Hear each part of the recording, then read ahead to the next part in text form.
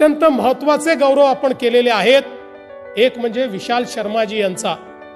खरं तर युनेस्कोच्या इतिहासामध्ये असं पहिल्यांदा घडलंय की कुठल्याही देशाने जे नामांकन केलं त्याच्यामध्ये एक प्रॉपर्टी नाही आहे, 12 प्रॉपर्टीज आहेत, 12 किल्ले.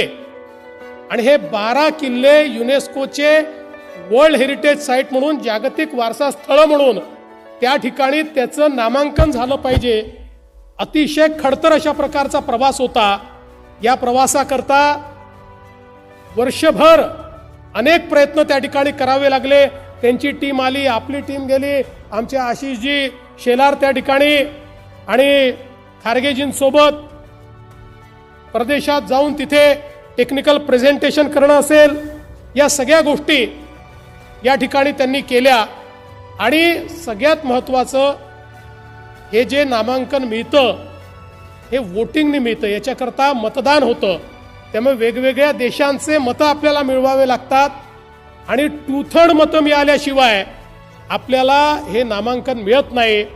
पण विशाल शर्माजींनी अशा प्रकारे त्या ठिकाणी प्रयत्न केले की सगळ्या देशांनी आपल्याला मतदान केलं आणि एक मताने छत्रपती शिवरायांच्या किल्ल्यांची निवड त्या ठिकाणी झाली.